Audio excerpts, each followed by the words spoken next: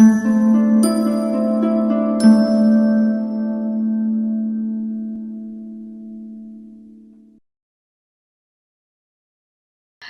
मैं हूँ रुचा अनिरुद्ध और एक बार फिर से स्वागत है आपका हमारी इस खास सीरीज बातें दिल की में, जिसमें हम इमोशनल वेलनेस और मेंटल हेल्थ से जुड़े बहुत अहम मुद्दों पर बात करते हैं। पिछले एपिसोड में हमने बात की थी रिश्तों की और रिश्तों के आसपास घूमते कॉम्प्लिकेशंस की। आज हम बात करेंगे तकरार यानी कॉन्फ्लिक्ट्स की।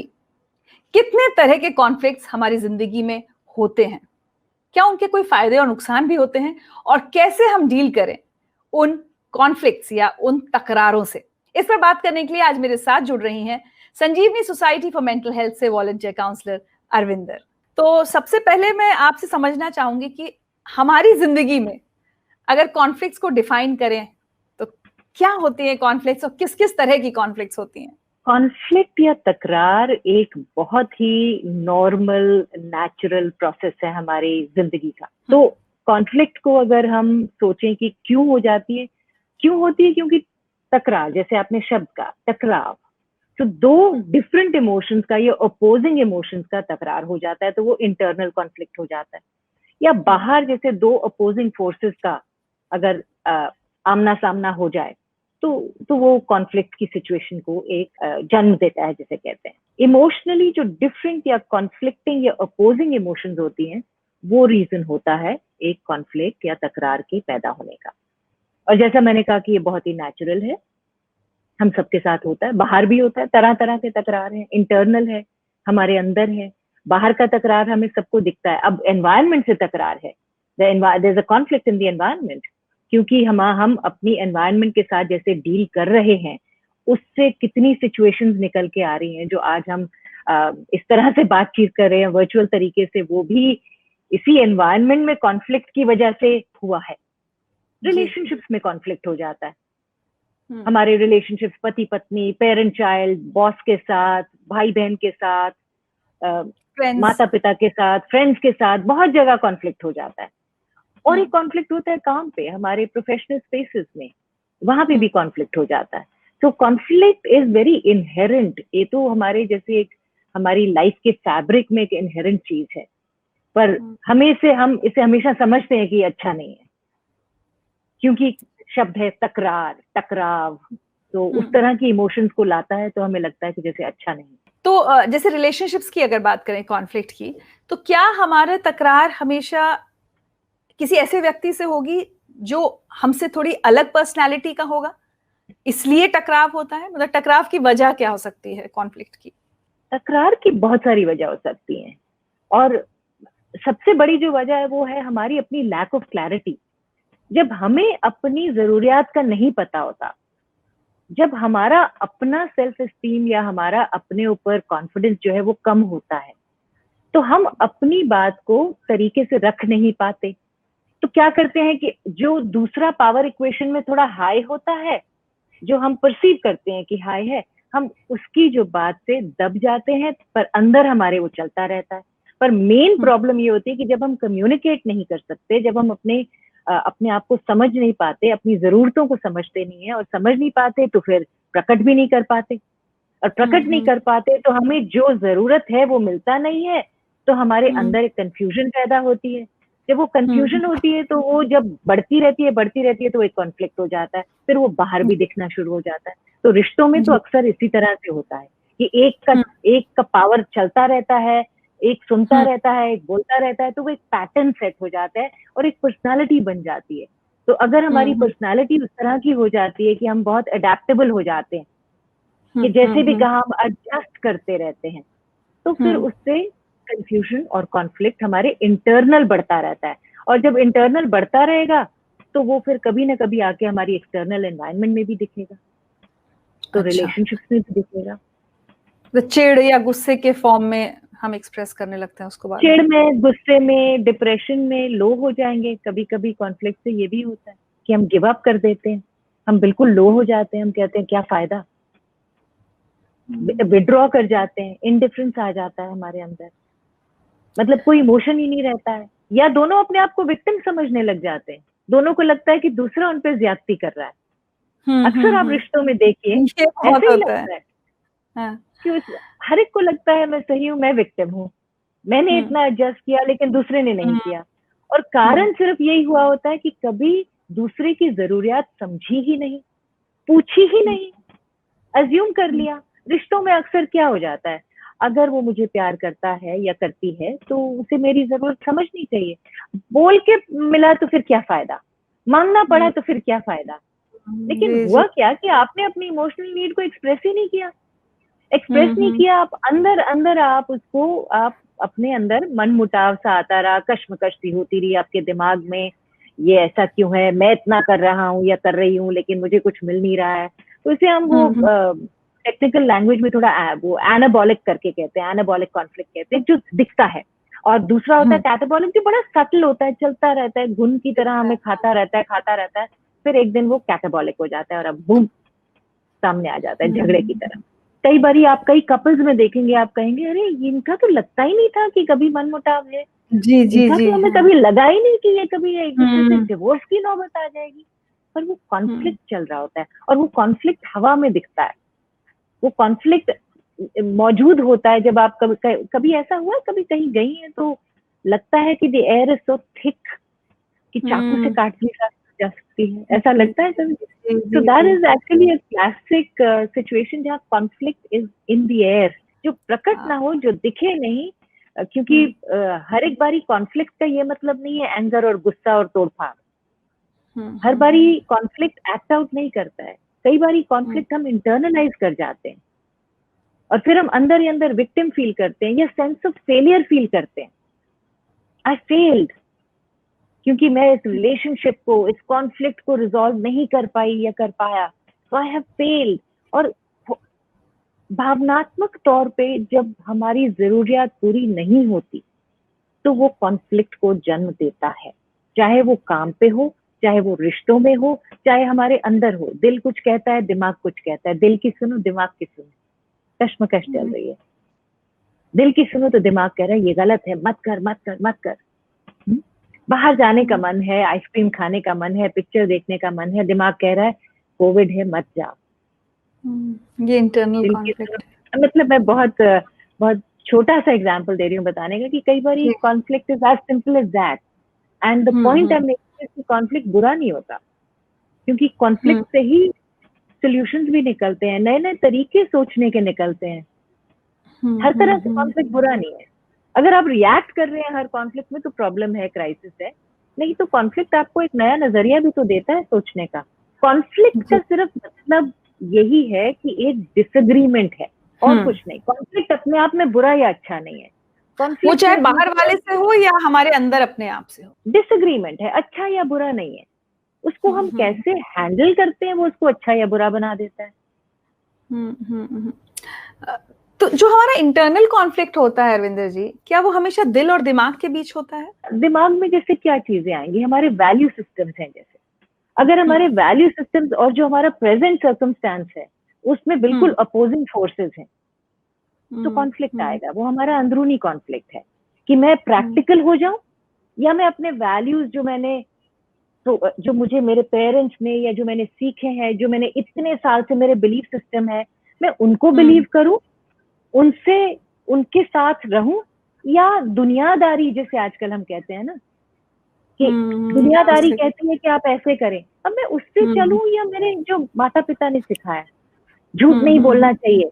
पर आज की दुनिया में सब आपको कह रहे हैं स्ट्रीट स्मार्ट होना चाहिए। ये होता है। तो ये बहुत कश्मकश हो जाती है। मैं अपनी इंटेग्रिटी के साथ रहूं, ऑनेस्टी के साथ रहूं, या अगर मुझे काम में आगे बढ़ना है तो शायद मुझे कुछ लोगों को रौंद के चलना पड़ेगा। पर मेरा वैल्यू सिस्टम नहीं मानता, मेरा बिलीफ सिस्टम कहता नहीं, ये गलत है, ऐसे नहीं कर सकते, झूठ नहीं बोल सकते। पर अगर मैं झूठ बोलूं, कई बार छोटी सी बात है, पुलिस वाले ने आपको पकड़ लिया, बोला फाइन दो, आपका वैल्यू सिस्टम कह रहा है ये बिल्कुल गलत है, आपको देर हो रही है, आपने एयरपोर्ट पहुंचना है, आपकी फ्लाइट है, क्या करेंगी आप? वो भी एक कॉन्फ्लिक्ट है। कोई पड़ा हुआ मिल गया, उसकी मदद करूं ना करूं, कॉन्फ्लिक्ट है। दिल कह रहे जा मदद कर, दिमाग कह रहे पागल है, फंस जाएगी, पुलिस केस फंस जाएगा, वो ये कहेंगे, 100 सवाल पूछेंगे, मत पड़ो इन पचड़ों में। आ गया कॉन्फ्लिक्ट। ये इंटरनल कॉन्फ्लिक्ट की बहुत सारे एग्जाम्पल्स हैं, रोज होता है और रोज हम जूझते भी हैं, तो हमें पता नहीं चलता क्योंकि हमारे अंदर का एक मैकेनिज्म है ना, चलता रहता है चलता रहता है। पर जब जी डिस्कम्फर्ट बढ़ जाता है ना, तब हमें लगता है कि हम कुछ कर रहे हैं जहां हम अपने प्रति ऑनेस्ट नहीं हो रहे। नहीं है। इससे मैं बहुत रिलेट कर पा रही हूँ अरविंदर जी, क्योंकि हमारे प्रोफेशन में एज जर्नलिस्ट बहुत बारी सिचुएशन आती है कि कोई काम करने का मेरा मन नहीं है, असाइनमेंट है, शायद पैसे बहुत मिल रहे हों, तो लगता है कि अरे ठीक है पैसे मिल रहे हैं ना, ले लो। लेकिन अंदर से ना, ये नहीं कि वो काम गलत है, ऐसा नहीं कि वो कोई प्रोजेक्ट या असाइनमेंट में जो करने जा रही हूँ वो अनएथिकल है या गलत है, बट एक्साइट नहीं कर रहा आपको, आपका मन नहीं कर रहा कि मैं ये क्यों कर रही हूँ। फिर आप अपने आप से बात करते हो कि क्या पैसों के लिए कर रही हूँ या मतलब, तो ये इस कॉन्फ्लिक्ट से मेरे साथ बहुत सामना होता है इस चीज का। कभी एक साइड जीत जाती है, कभी दूसरी साइड जीत जाती है। बिल्कुल। और जब दूसरी साइड जीतती है, जो साइड आपकी मन पसंद नहीं है, जो शायद दिल नहीं दिमाग कह रहा है कर लो, कि ये बहुत सारे पैसे दे रहा है, हाँ पैसे मिलेंगे, बहुत अच्छे पैसे मिलेंगे, वो भी जरूरी है, वो भी जरूरी है, तो उसको उसको एक्सेप्ट करना है। बिकॉज एक्सेप्ट करेंगे तभी हमें समझ में आएगा कि हमारी लिमिट क्या है। इस हद तक मैं एक्सेप्ट करूंगी, पर मैं सिर्फ पैसे के लिए नहीं करूंगी। मैं ये प्रोजेक्ट करती हूँ क्योंकि मुझे ये एक्स अमाउंट ऑफ मनी देगा, और वो एक्स अमाउंट ऑफ मनी से मैं वो कर पाऊंगी जो मेरा दिल कहता है, जो मेरा वैल्यू सिस्टम कहता है। तो वो बैलेंस लाना, वो फ्लेक्सिबिलिटी भी तो हमें कॉन्फ्लिक्ट ही सिखाता है। कॉन्फ्लिक्ट नहीं होगा तो फ्लेक्सिबिलिटी कैसे सीखेंगे, बाउंड्रीज कैसे सीखेंगे, लिमिट कैसे सीखेंगे। कॉन्फ्लिक्ट होगा तभी हमें समझ में आएगा दिस इज अनएक्सेप्टेबल, ये मेरी हद के बस बाहर है, ये नहीं है। और कॉन्फ्लिक्ट ही हमें एक अपॉर्चुनिटी देता है ग्रोथ की। असली ग्रोथ तभी होती है, सोचिए अपनी लाइफ में, जब आपने कश्मकश से एक ना एक रास्ता चुना, आपकी कहीं ग्रोथ हुई। चाहे आपने पैसे वाला रास्ता चुना या दिल जो काम कह रहा है वो करने वाला चुना, दोनों में आपकी ग्रोथ हुई। दोनों में आपने सीखा मेरी बाउंड्री क्या है, मुझे क्या पसंद है नहीं पसंद है, क्या करूंगी क्या नहीं करूंगी, ये तो बिल्कुल नहीं करूंगी। कॉन्फ्लिक्ट आया तभी तो समझ में आया। तो चाहे दूसरों के साथ हो या अपने अंदर अपने साथ हो, आप कह रहे हैं कि कॉन्फ्लिक्ट एक नेगेटिव इमोशन या नेगेटिव सिचुएशन नहीं है। ना वो पॉजिटिव है ना वो नेगेटिव है, वो सिर्फ कह रहा है मैं डिसएग्रीमेंट हूँ। पॉजिटिव या नेगेटिव तब होता है कि आप कैसे हैंडल कर रहे हैं उसको, आप डील कैसे कर रहे हैं। आपने सेंस ऑफ फेलियर फील कर लिया। देखिए फेलियर भी हम सबकी जिंदगी में आता है, कभी ना कभी हम फील करते हैं वी फेल्ड। और ये जरूरी नहीं है कि मैंने 12वीं का इम्तिहान फेल किया या जॉब का इंटरव्यू फेल किया, बट अंदर से जैसे आपने कहा दिल दिमाग, कभी कभी यू फील ना आई फेल्ड माई सेल्फ, मैंने अपने वैल्यू सिस्टम्स की नहीं सुनी, आई फेल्ड माई सेल्फ। तो वो जो सेंस ऑफ फेलियर है वो हमारी सेल्फ स्टीम को बहुत लो ले आता है। तो how we deal with that will make it good और बैड। डिड आई लर्न, क्या मैंने सीखा उससे, क्या मैंने सीखा कि मैंने एफर्ट तो पूरा किया कि ये चीज नहीं करनी है, या मैंने ये सीखा जब फेलियर हुआ तो मुझे समझ में आया मेरी रेजिलियंस क्या है। कॉन्फ्लिक्ट नहीं होगा तो मेरी जो अंदरूनी ताकत है, मेरी रेजिलियंस है, मुझे नहीं समझ में आएगी। अगर मैं जब तक मैं फेल नहीं होंगी मुझे नहीं समझ आएगा कि मैं और कितनी मेहनत कर सकती हूँ। तो मैं कॉन्फ्लिक्ट के साथ फेलियर पे भी फोकस करना चाहती हूँ कि कॉन्फ्लिक्ट को अक्सर हम देखते हैं कि कॉन्फ्लिक्ट, अगर रिश्ते में कॉन्फ्लिक्ट हुआ इसका मतलब मैं फेल हो गई। मेरे बच्चे के साथ झगड़ा हुआ, कॉन्फ्लिक्ट हुआ, इसका मतलब I am a bad mother, I am a bad parent, मैं अच्छी माँ नहीं हूँ, तभी कॉन्फ्लिक्ट हुआ। अक्सर लगता है हम लोग को माँ होने के, तो बच्चा बीमार भी होता तो लगता है फेल हो गई मैंने ही कुछ गलत किया है ना। तो वो सेंस ऑफ फेलियर को भी तो डील करने के लिए जस्ट टू सी, उसको अगर हम देखें और बैलेंस करें कि ये जो कंफ्यूजन या ये जो कॉन्फ्लिक्ट आया है ये हमारा भावनात्मक तरीके पे सिर्फ ये कह रहा है कि मेरी कोई एक जरूरियात है जिसको मैंने एड्रेस करना है। और अगर उस फेलियर एक्सटर्नल के नीचे हम उस भावना को देख लें और उसको एड्रेस करें तो वो पॉजिटिव हो जाता है, that becomes a good part. जी, लेकिन आउटर कॉन्फ्लिक्ट किसी दूसरे के साथ कई बार रिश्ते तोड़ भी देती है। बिल्कुल, खासकर दोस्ती या इस तरह का कोई रिश्ता हो, तोड़ देती है। और कभी कभी ये होता है कि शायद वही निश्चित होता है, बिकॉज जब आप देखें कि आपकी सेल्फ रिस्पेक्ट, आपकी सेल्फ एस्टीम, आपकी इमोशनल नीड का बिल्कुल ध्यान नहीं दिया जा रहा, तो कभी वो हद जब हो जाती है, रबर बैंड है या इलास्टिक है, जब आप खींचते रहेंगे एक पॉइंट आएगा कि 1 मिलीमीटर और भी खींचेंगे तो वो टूट जाएगा। क्योंकि हम कैसे कॉन्फ्लिक्ट को हम जूझते रहते हैं ना, हम एडजस्ट करते रहते हैं। कई बार आप अवॉइड करती रहेंगी, इग्नोर करेंगी कि है ही नहीं। रिश्तों में अक्सर हम करते हैं, अपने अंदर भी करते हैं। हम सोचते हैं छोड़ो, देखते ही नहीं, उस तरफ देखना ही नहीं है। तो अवॉइडेंस कभी कभी तो काम आता है, पर बाय इटसेल्फ अगर ये हमारी पर्सनालिटी बन जाए कि हर चीज को अवॉइड करते रहना है, तो हर चीज अगर आप जिसे कहते हैं ना proverbial brush under the carpet, तो कभी कभी तो वो कार्पेट में इतना बड़ा बम्प आ जाएगा ना कि फिर आप गिरेंगे। तो उसी तरह से कभी तो वो प्रॉब्लम जो है वो सामने आ जाएगी। अवॉइडेंस से कभी कभी कुछ लोग क्या करते हैं कि उसको कॉम्प्रोमाइज करते रहते हैं। कुछ आपकी सुनी, कुछ मेरी सुनी, खासतौर पे रिश्तों में कुछ मेरी मानी, कुछ आपकी मानी, पर फिर भी कहीं एक पूरी तरह से सेटिस्फैक्शन नहीं मिलती है ना। कभी हम कहते हैं अच्छा चलो नहीं मानूंगी, मैं कंपटीशन में आ जाऊंगी। हाँ, तो हम एक दूसरे से प्रतियोगिता करने लग जाते हैं, कंपीट करने लग जाते हैं। तो उसमें भी बहुत नेगेटिविटी आती है, एंगर आता है, फ्रस्ट्रेशन आता है, क्योंकि कंपीट करके भी आप हर वक्त डिससैटिस्फाइड या एंग्शियस रहेंगे। नाउ व्हाट, अब नेक्स्ट क्या होगा। लेकिन अगर उसी कॉन्फ्लिक्ट को एक कोलैबोरेटिव तरीके से देखा जाए या सुझाया जाए, जिसमें ये कहा जाए कि आपकी भी कुछ नीड्स है, मेरी भी कुछ नीड्स है, और मैं इन्हें कैसे एड्रेस करूं, तो वो एक विन विन हो जाता है। उसमें हम दोनों को लगता है कि हमने एक दूसरे को सुना, समझा और आगे बढ़े। तो वही चीज जब हम एक कोलैबोरेटिव तरीके से सॉल्व करने की कोशिश करते हैं, तो वो एक विन विन हो जाता है, वो एक सोल्यूशन हो जाता है, एक कोपिंग हो जाती है। तो कुल मिलाकर आप कह रही हैं कि टू सम अप, कॉन्फ्लिक्ट को डील करने के लिए उसको फेस करना जरूरी है, उसको समझना जरूरी है, और उसको अवॉइड ना करें, उसे डील करें, फेस इट, उसको एक्नॉलेज करें। सबसे पहले माने तो सही कॉन्फ्लिक्ट है, अवॉइड ना, इग्नोर ना करें। सम पीपल से नहीं, तो कॉन्फ्लिक्ट ही नहीं है। जैसे मैंने कहा कि कुछ कपल्स आप देखते होंगे, बाहर से ऐसे दिखता ही नहीं है कि कोई कॉन्फ्लिक्ट है, वो इंटरनल जो चल रहा होता है कॉन्फ्लिक्ट उनका, तो वो चलता रहता है नॉन एड्रेस। तो सबसे पहले एक्नॉलेज, एक्सेप्ट की एक कॉन्फ्लिक्ट है। Acknowledge and accept our emotion. Conflict से जुड़ी हुई जो इमोशंस हैं, गुस्सा आ रहा है, सैडनेस हो रही है, एंजाइटी हो रही है, बहुत फ्रस्ट्रेशन हो रही है, सेंस ऑफ फेलियर हो रहा है, एक्सेप्ट करिए, मानिए कि मुझे ये महसूस हो रहा है, उस इमोशन में रहिए, महसूस करके सोचिए अब क्या करना है। बात कीजिए किसी से, शायद मैं तो नहीं ऐसे सोच रही, क्या इसका कोई और तरीका भी है, क्या ऋचा को भी वही लग रहा है जो मुझे लग रहा है, क्या ऋचा मेरी बात समझ पा रही है। एक करीबी दोस्त से बात कीजिए। अगर करीबी दोस्त से बात नहीं बनती है तो सीक हेल्प आउटसाइड, किसी और से बात कीजिए जो प्रोफेशनल है, जहाँ एक कॉन्फिडेंशियल तरीके से आप किसी से बात कर सकते हैं। And crux of the matter is communicate. जब तक आप कम्युनिकेट नहीं करेंगे तो नेगोशिएट कैसे करेंगे। तो कम्युनिकेट, उसके लिए 2-3 रूल्स हैं हमारे। लिसन केयरफुली, ध्यान से सुनिए, बिना इंटरप्ट किए, बिना क्वेश्चन किए, बिना जज किए। Conflict have to be addressed.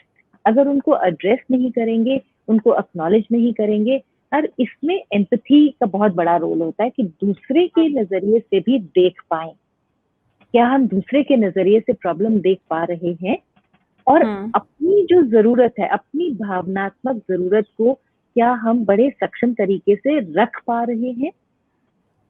इस कम्युनिकेशन में काउंसलिंग हमें मदद देती है, किसी से बात करने में हमें मदद देती है, क्योंकि अक्सर हम अवेयर नहीं होते हमारी जरूरत क्या है। हम सोचते हैं नहीं, मैं माँ हूँ, मुझे सब कुछ कुर्बान कर देना चाहिए। मैं अगर जॉब में भी हूँ, अक्सर देखा जाएगा कि नहीं कोई बात नहीं, उनको कर लेने दीजिए, जो बॉस कह रहे हैं वो ठीक है, कोई बात नहीं, मैं एडजस्ट कर जाती हूँ। पर धीरे धीरे हम देखते हैं सारा काम अगर मैं ही करे जा रही हूँ और मुझे एक्नॉलेजमेंट नहीं मिल रही है, मेरे बॉस मुझे एक्नॉलेज नहीं कर रहे हैं, मेरे कॉलीग्स मुझे एक्नॉलेज नहीं कर रहे हैं, मुझे और काम दिए जा रहे हैं, वगैरह वगैरह। अगर मैं ही अपनी नीड नहीं सामने रख पा रही तो दूसरे को कैसे समझ आएगा मेरी नीड क्या समझेगा? कैसे समझेगा। अगर मैं समझूंगी कि अगर वो मुझे जानते हैं तो उन्हें पता होना चाहिए। दिस इज माय अजम्पशन, मैं अज्यूम कर रही हूँ कि वो मेरी तरह ही देखते हैं दुनिया को, मेरी तरह ही सोचते हैं। अगर मुझे लाल दिख रहा है तो उन्हें भी लाल दिखना चाहिए। तो ये जो एक्सपेक्टेशन हम दूसरे पे डाल देते हैं, खासतौर में रिलेशनशिप पे, अपने आप से हम क्या करते हैं, I should do this, I shouldn't do this. तो जो शुड और शुडंट का पुलंदा हम अपने दिमाग पे भर लेते हैं और उसी से ऑपरेट करते हैं, तो हमारा मन क्या कहता है वो तो सोचते ही नहीं है। तो एक तरीके से देखा जा सकता है कि हमारे अंदर एक पेरेंट वॉइस है, एक अडल्ट वॉइस है और एक चाइल्ड वॉइस है। चाइल्ड वॉइस हमारी फ्री विल होती है बहुत, जो उसे चाहिए। पेरेंट वॉइस होती है जो कहती है ये सही है, ये गलत है, यूं करो, यूं मत करो, should, you should always, you never do this, you should do that, you always do that. ये आवाजें होती हैं। अडल्ट उन दोनों को बैलेंस करता है।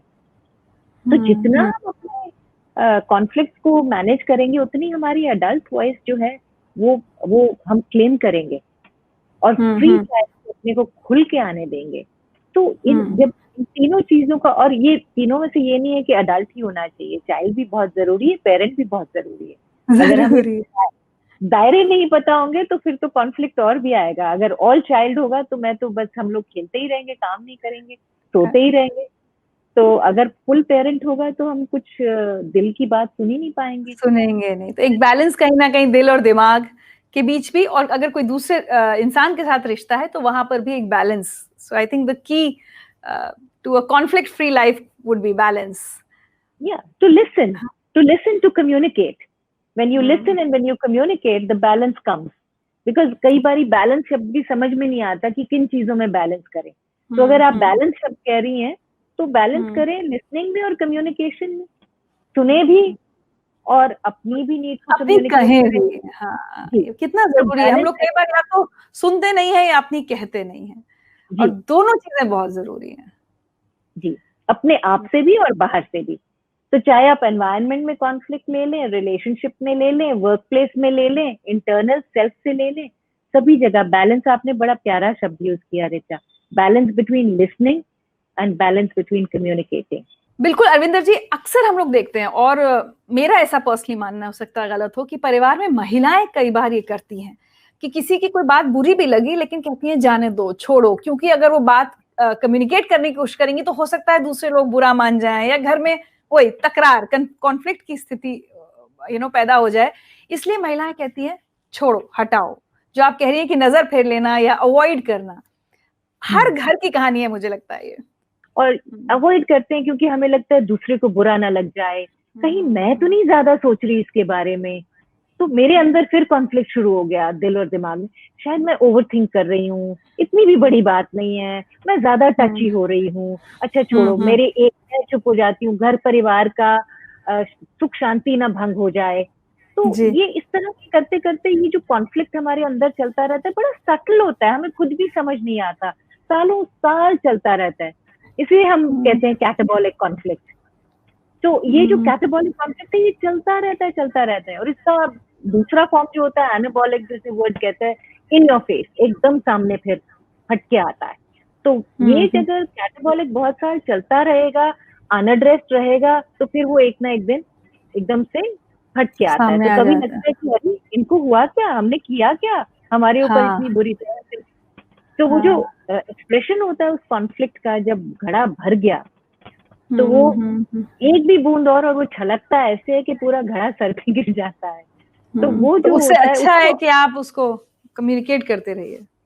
जी, अपनी जरूरतों को, अपनी नीड्स को समझें, एक्नॉलेज करें, एक्सेप्ट करें, क्योंकि आप इम्पोर्टेंट हैं, आपकी इमोशनल नीड इम्पोर्टेंट है। जरूरी नहीं है कि सबको खुश करने में ही आपकी खुशी है, वो भी है, लेकिन आपकी खुशी का भी एक अलग सोर्स है, एक स्रोत है जो आपको भी खुश करता है, जो आपकी जरूरत का भी ध्यान रखता है। तो उसको हमें जरूर याद रखना है कि जब तक हम अपनी इमोशंस की रिस्पेक्ट नहीं करेंगे, हम दूसरे के इमोशंस को समझ नहीं पाएंगे और रिस्पेक्ट नहीं कर पाएंगे। और इसी से तो हमारी रेजिलियंस बढ़ेगी, इसी से तो हमें समझ में आएगा कि मुझे चाहिए क्या और दूसरे को चाहिए क्या। तो तभी तो हम बैलेंस ला पाएंगे अपना। तो stop avoiding, stop competing. Compromise कहीं कहीं जरूरत होती है, कभी कर लेना चाहिए, कभी एडजस्ट, लेकिन बेस्ट तरीका है कि अगर हम एक कोलैबोरेटिव तरीके से उसको कोप करने की कोशिश करें, उसे सुलझाने की कोशिश करें उस कॉन्फ्लिक्ट को। जब कोलैबोरेशन होगी तभी तो कहा जाता है ना, 1 और 1 11। तो जब कोलैबोरेट कॉन्फ्लिक्ट करेंगे तो फिर हमारे सॉल्यूशंस भी उतने ही अच्छे निकलेंगे, हमारी end of the situation win win होगी, हमारी ग्रोथ होगी, हमें अपने बारे में कुछ नया पता चलेगा। तो go ahead and acknowledge your emotions, acknowledge करें, फील करें, एक्सेप्ट करें कि मुझे लग रहा है, जज मत करें कि ऐसे नहीं होना चाहिए, लग रहा है, बुरा लग रहा है, गुस्सा आ रहा है, एक्नॉलेज करेंगे तो फिर आप उस डिस्ट्रक्टिव इमोशन में नहीं जाएंगे, आप उसको कंस्ट्रक्टिव तरीके से हैंडल करें। बहुत अच्छे से समझाया आज ये तकरार वाली बात आपने अरविंदर जी। आई एम श्योर जो लोग जुड़े होंगे हमारे साथ वो ये समझ पाएंगे, क्योंकि मैं आपको सुनते सुनते ही अपनी लाइफ की कॉन्फ्लिक्ट समझ पा रही थी। एंड मुझे ऐसा लग रहा है कि शायद अगली बार ऐसी कोई कॉन्फ्लिक्ट की सिचुएशन होगी तो मैं उसको बेटर हैंडल कर पाऊंगी। तो just the fact that unresolved conflict can lead to crisis, and crisis फिर हमारी जिंदगी की ग्रोथ को बिल्कुल रोक देता है। और बिल्कुल, और तब जो संकट की स्थिति पैदा हो जाती है उस पर हम बात करेंगे अपने अगले एपिसोड में। Thank you very much Richa. Thank you.